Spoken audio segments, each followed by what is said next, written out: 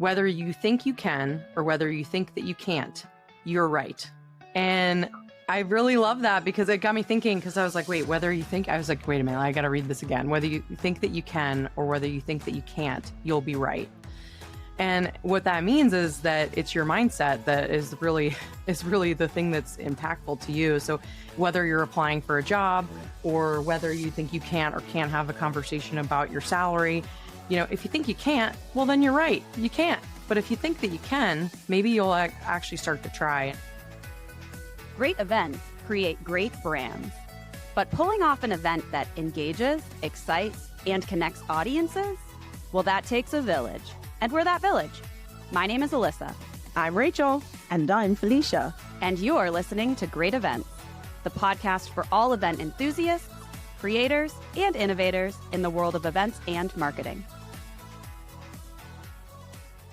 Hi, everyone. What is going on in this wide, wide world of events? My name is Rachel, and I am not your host for this week's special episode of Great Events. We are switching things up today, and I am actually going to be in the hot seat with our fabulous guest, my good friend, Mark Jeffries. Welcome, Mark. Well, thank you so much. I love this idea. I think this switcheroo every so often, it's good. It's like a teaching moment. Before we switch, I got to brag about my friend Mark. Mark and I have been working together for years and years. If you have attended Cvent Connect or any of our other Cvent programs, you may also know Mark as our accomplished event host, author, my BFF, communication consultant, keynote speaker, and moderator on a lot of other programs, and obviously honorary Cventer. And so I'm really excited today. Mark is going to take over podcast duties as an honorary podcast host guest and interview me. You know what? That sounds like a great idea. This is such an honor. And yes, Rachel, you and I have worked together for years.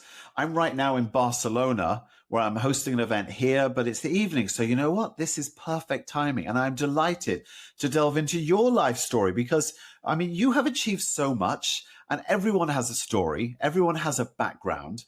And I thought today with you, we'll dip into that if that's all right with you. Heck yeah, I'm down. Okay. You know what? I'm actually very flattered. Mark has interviewed like the most famous people in the world. And I feel a little bit like a celebrity right now, not gonna lie. So let me tell you, you should do. And you're a whole lot more charming than a lot of the celebrities out there. I mean, they're all good value on stage. You know, we spend a lot of money on them. You've got to draw the best out.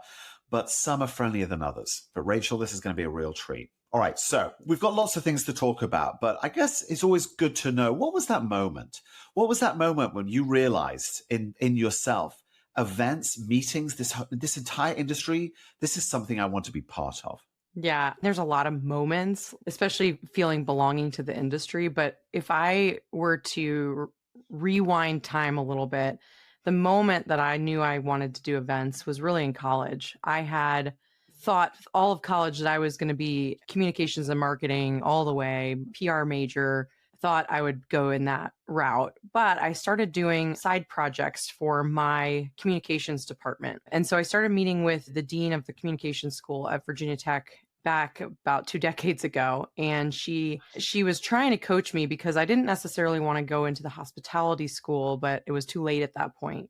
But she wanted to give me opportunities to kind of explore this passion that I had. And she was also my mentor throughout college. Her name is also Rachel. We were instantly friends. She's one of the reasons that I went to Virginia Tech in the first place. So shout out to Rachel Holloway as being that person that helped guide me into this. But she asked me, she said, hey, the 25th anniversary of the communications department's coming up and we need to plan a whole alumni event to celebrate. And I need students' help to accomplish this. And I want you to lead it. And obviously I was like so flattered because my first thought was, I don't know if I could do this. But then the second thought was, let's bring it on. And I assembled 25 committee heads to do different various things for the comm school. Sorry to interrupt. You were just winging it right at this point because you'd not done this before. Of course not. I had a plan. No, I was winging it for 100%. And that's a lot of how you learn events is, I hate saying fake it till you make it, but it was a little bit of that. But also I had a lot of really smart people working with me. And what I kind of learned is that I liked the project management aspect of it and kind of directing this play of things coming together, right? So yeah, that's when I learned that that's the aha moment for me. I think that's so interesting. I'm loving finding new stuff out about you. We've worked together for so long. That's really cool. And it's interesting, isn't it? Because to an extent, the whole event experience, when you're the planner and you do this, it's almost like putting a party together. It's bringing all of these different groups together. And that experience, it generates so many feelings and emotions. I know when I go out in front of a live audience, it's so energizing. How did you feel when you suddenly realized you're responsible for so many people coming together at a certain point? It's a great feeling. I think when you ask a lot of event professionals why they do what they do, a lot of their answers is, I love to see it all come together. And that was a really cool moment when all the committee heads were together at this gala that we had planned, other programming elements. We all came together and we were just celebrating at the event what we had accomplished. And that was a cool moment. But you're right. It's like a beautiful mix of projects and inspiration and things like that all coming together. But that feeling that you have when you see it come to fruition is probably the biggest reason that a lot of event profs are in their careers. So you had this fabulous moment and you realized this is for me. So what was the next step? How did you then go from there to actually turning this into a professional pursuit? I think about this often and I credit my parents a lot to this. I remember after I graduated, I didn't have a job. And I had a contact that I actually made at this event that I planned for the communications department in New York that said he could get me something with a PR firm that did events. It was an unpaid internship, which is like every parent's dream, right? To have their kid go into an unpaid job. It was a struggle back. I mean, this was in 2006, and I didn't want anything to do with New York. I don't know if you know this about me, but I grew up in Virginia. I wanted to live like, I wanted to be a country girl. I wanted to if you asked me what I wanted to do when I grew up, I would have told you I want to be a stay-at-home mom with 10 kids. Like, I'm not kidding. I wanted a farm. And that obviously, when I got the job thing in New York, I was like, that's not really for me. I'm not a city girl. And my parents sat me down, I remember, on the back porch and said, Rachel, wake up. This is the real world. And it was the push that I needed. And they helped support that dream of mine. It didn't actually work out with this firm. It was a little bit of a Devil Wears Prada situation. Oh my.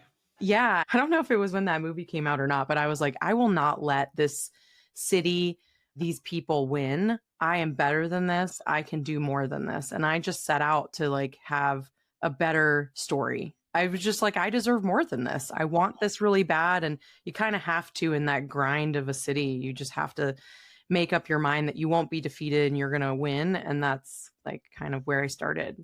But it's hard, isn't it? When you have moments like that, sometimes your confidence gets dashed and you think, have I even made the right decision? Should I just go home to safety, back to that farmhouse ideal that you were thinking about? So what was it in you that drove that decision that I can beat this and I am better than this? Was there something that drove that positivity? I was bullied when I was a younger kid. I was pretty shy, actually.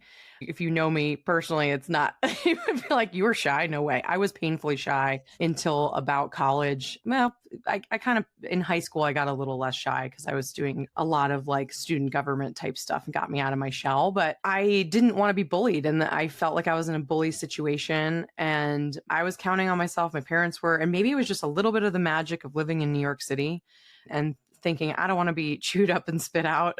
So I started just looking for jobs. I did a lot of weird, odd jobs in New York. I worked in a department store for a week. Which one? I need to know. Which one? I worked at Macy's doing some brand stuff for a handbag company, which would really, that was what was on my resume, but really it was, restocking the store, the floors and trying to sell things. I did telemarketing. I did a lot of really random things. And I thought, no, I need to break into events. And that's where I started doing the gig economy with a company called Hired Guns. And Hired Guns actually got me a job with Morgan Stanley doing their corporate events. So I made it to an actual job, but I had a lot of weird, odd jobs leading up to it that made me just even more emboldened to succeed. I love that story. I'm a big believer in everything you do is a step up to the next thing that you do, but you've got to keep taking those steps. I think it was Woody Allen maybe who said something like 90% of success is showing up. And so you just kept showing up until the right opportunity came up.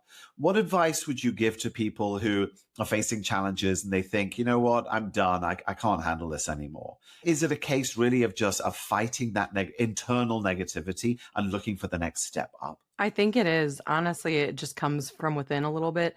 And obviously, there's a lot of things not within your control, but there are a lot of things that are, including your mindset. I heard a quote recently and I wrote it down put it on a sticky note on my computer, and it said, whether you think you can or whether you think that you can't, you're right. And I really love that because it got me thinking, because I was like, wait, whether you think, I was like, wait a minute, I got to read this again. Whether you think that you can or whether you think that you can't, you'll be right. And what that means is that it's your mindset that is really the thing that's impactful to you. So whether you're applying for a job or whether you think you can't or can't have a conversation about your salary, if you think you can't, well, then you're right. You can't. But if you think that you can, maybe you'll actually start to try. And I think that confidence is a huge part of that.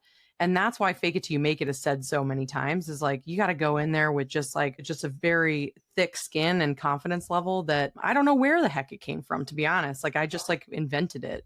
I love that. Now, it's interesting, isn't it? Leading ourselves is hard enough, making those decisions, taking those big bets. But how do you approach leadership of others? I mean, you have a huge team now.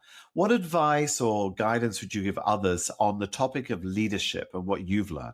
For me, it's a little bit of manifesting, like sitting down and actually writing down what do you want for yourself and then advocating for yourself. It's hard, especially the newer generation coming in.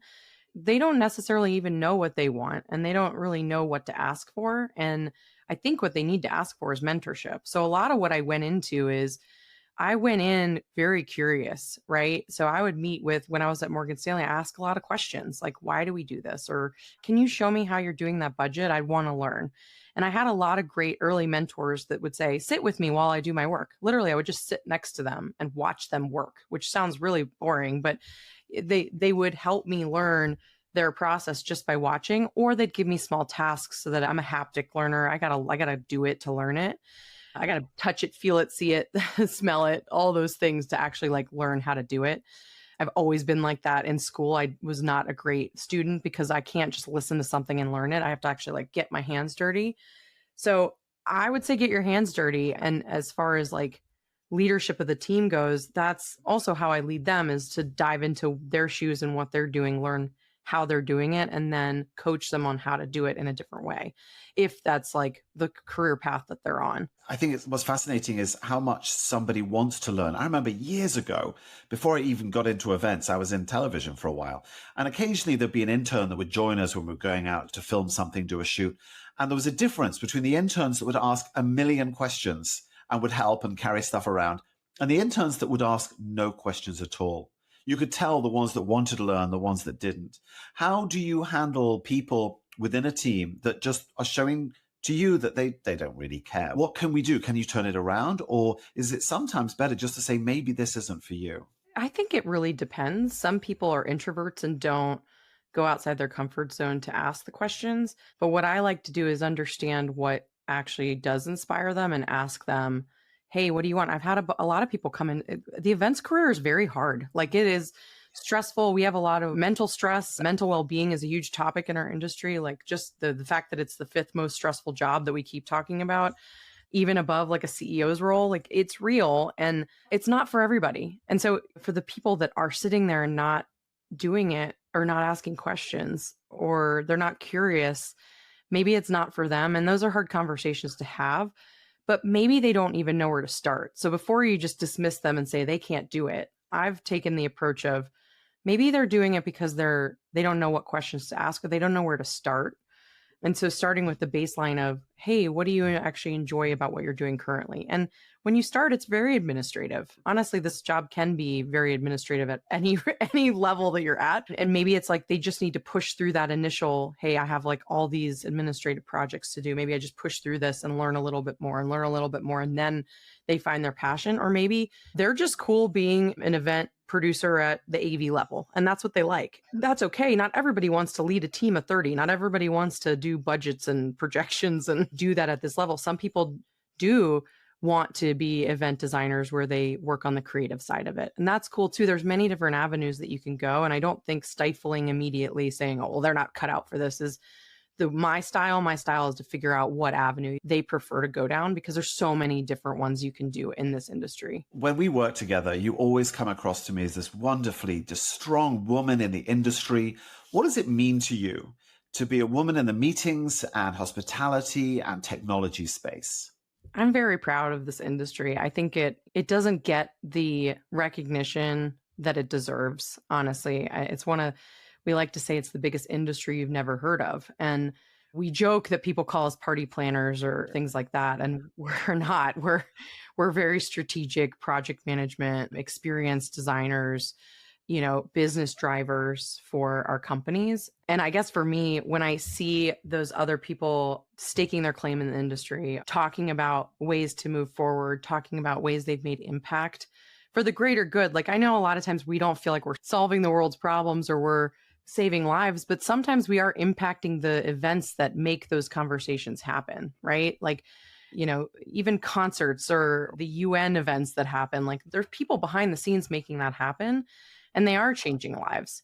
Do I think Cvent Connect changes lives? No. Do I think IMEX changes lives? Maybe. I mean, maybe our conversations help build something greater for the greater good. The association for any sort of medical field. Those people are there. They're planning those events and they're talking about the next advancements in medical devices or whatever the association is representing. And that is changing things. So yeah, at a base level, our industry is helping that platform raise up to make those changes. So I'm very emboldened and inspired by the people that are around me in the industry. I've made a lot of great friends that are changing things. And that's where I get super passionate about all the different trends and things coming into the industry, because the more we can raise the industry up, the better we are together and the better everyone else's lives are. I so agree with you. I actually do think we're changing lives at every event, every good event. There's so much positivity and energy. People are doing things differently and they're becoming more successful as a result of having been there. But you just mentioned something interesting, advancements and innovations, and especially in the meetings industry, it just keeps changing. How do you stay ahead? I mean, honestly, it's by going to industry events. It's talking to peers. It's listening to webinars. It's, if you can't travel for work, for example, it's joining groups like MPI or PCMA. It's having those continued conversations. And I do think it's important to make time for that. I think it's important for the first 10 years that I was in the industry, I feel like I wasn't a part of anything. And I don't mean that in a mean way. I just don't feel like I had the time to do it. And I always made these excuses for myself. And then, 10 years in, I was like, wait a minute, I need to get way more involved. I need to do things with other people. And whether it's venting to somebody that understands what I do for a living, or it's talking strategy with another leader that has made strides with data prioritization or AI, or those things help move us forward. Never get left behind is what I say. And maybe that's partially because I work for a tech company. I never want to be in the antiquated role where I'm like, well, this is the way we've always done it. I don't want that to be my legacy. I don't want that to be what is the mark that I leave on the world or the company. It's funny, isn't it? Because sometimes it's not comfortable putting yourself out there, but you have to push yourself. You have to do it to get you to a point where you're meeting these phenomenal contacts and then really moving things along. I feel finally comfortable in that. I'm not going to lie. It's very uncomfortable to put yourself out there, to learn, to raise your hand and say, I want to do this. I would recommend to anybody in the industry, if they haven't, maybe this isn't part of their goals, maybe it is, but I made a vow to myself that I would get better at public speaking, because I felt like it was important to me to do that for a number of reasons: confidence, learning from each other, sharing the goodness and the journey that I've had with my career and the best practices that I've had, because we work so hard on these things. And then if you don't share it, it's like, just give back and help other people along the way is super important. So it doesn't matter actually what level you are either. You can submit any sort of learning so that we are all learning from each other. Love that. Do you have any personal habits that power you? Is it maybe listening to podcasts or a certain type of exercise or a certain meditation? What is it that's in your life that is the underpinning of so much of this positive energy? Yeah, I don't know. It's funny. Like I'm a big outdoors person. I try to get outside every day and spend at least 5 minutes in the sun, no matter what I'm doing. That helps. But yeah, I listen to podcasts. A little four-legged friend helps as well. Right? Yeah, I take my dog everywhere I go. Yeah, Riley is the best. I think for me, I like to get outside. I like to have adventures. I like to plan ahead with travel and see friends. I take a lot of positivity from my friends and family, but I love planning little fun get-togethers and adventures. I take from that. and obviously podcasts. But I would say the outside thing, like you'd be surprised what a walk can do for your mental health and what a walk could do for your overall positivity. Getting that sunlight, and I've heard a lot about grounding recently. There's so much in this. I know, I love it. Our time is running short as your guest host. I need to keep an eye on those things. So maybe a couple more questions. If you weren't doing this, if you hadn't found this to be your center, what else do you think Rachel Andrews could be doing? Can I go back to stay-at-home mom? I'm just kidding. You could. I'm currently just a great aunt, but I'm a fun Aunt Rachel is what I like to do. But I always said like travel photographer as my go-to just to see the world a little bit more. But it would be awesome to be like a sponsored. I mean, this is fake life, right? Like sponsored at some sort of extreme sport would be like amazing. Clearly, that's not a path for me right now, but I am in the field that I was born to be in. I think I could potentially be a chief of staff or something that organizes people. I'm very good at keeping people on the same priority and passion or track. I'm good at people management. So, I mean, I'm definitely in the right career, I'll tell you that, but I do love the other aspects of the career outside of events. Brilliant. All right, last question. And you can take it any way you want, because after all, this is your show. But what are you excited about next? People often are so busy in the present, and you've got a plan, but what really excites you about what might come next? This could be a year from now. It could be 10 years from now. Such a hard question. I know, right? It's almost impossible to answer. You mentioned travel photography. I want to end on that, but carry on. I'm always excited, obviously, for the events that we're planning. I feel like as event professionals, we live in the future of what we're doing. A lot of times when people say this year, I'm thinking this year, like 25 or 26. I forget that we're still in 24. But, I'm looking forward to, honestly, I tried not to schedule as much travel next year. And I'm looking forward to doing more things meaningfully in the next year and really focusing on things that bring me joy, spending time with friends and family. And obviously, I'm still going to travel. It happens every year. I say I'm not going to travel as much, and then I end up doing it. But I have a really hard time saying no to things, but I have started to get better at that. I just had my 40th birthday this year, and those were part of my intentions for just living a fuller life and making those things, just like writing them down and then achieving them. But yeah, I have like a little bit of a bucket list that I want to get done in the next couple of years that I wrote down, and I want to make sure that I'm tackling those things just from a personal standpoint. And then of course, there's always the professional goals that we want to hit, right? Every single time. Rachel, I have to say that I mean, even if we weren't doing a podcast, I love working with you. You are such a good friend. You're just so engaging, and I'm very happy to know you. Plus, just from this interview, I've learned we have a lot of similarities. Travel photography. I have my favorite camera here. I'm going to take a picture of this moment. Okay, so you ready? Let's see. Hold on a second. Pose. Lovely. Nice. That was so much fun. And now, because this is your show, I hand it over to you. Thank you. Oh my gosh, Mark, so fun. I love being in the hot seat. I feel like I'm a little bit of like a new celebrity that you have under your tool belt. You are. You absolutely are. I need to be listed on your website next to all of the famous celebrities. I have to ask you one question. Who is the latest and greatest that you've interviewed? There's been several. There's been lots of business sorts of late, but the biggest celebrity that I did only a couple of months ago was Kevin Bacon. I'd never done Kevin Bacon before, and he was outstanding. I mean, he looks amazing. He's 60. Everyone's like, how are you 60? But he told the story about, that incredible movie and Footloose and being at the school and going back to the school because they were finally closing down. And he learned that they'd saved his locker and they kept that exactly where it was in the movie. He was great. I liked him. How many 6 degrees of separation jokes did you make? Oh, my goodness. Nonstop, relentless. And now it's just one. Me and Kevin, like that. I love it. I love it so much. Well, thank you so much for joining and interviewing me. It was so much fun. I'm actually surprised with some of my answers. So you brought out a whole new side of me, I guess, Mark. You're good at this. It's what I do. You should do this for a living. I should, shouldn't I? I'll have to think about that. I love it. It's the greatest honor is actually doing these interviews and hearing just this phenomenal background. I've learned so much about you, Rachel. Thank you. Oh, you're the best. All right. Well, thank you, listeners, for joining in here, Role Reversal Great Events Podcast. I hope you enjoyed. If you are interested in more, you can always reach out to me on LinkedIn or Mark Jeffries on LinkedIn, and we'll also put those links on your favorite podcast platforms. Thanks so much, Mark. Bye. Thanks for hanging out with us on Great Events, a podcast by Cvent. If you've been enjoying our podcast, make sure to hit that subscribe button so you never miss an episode.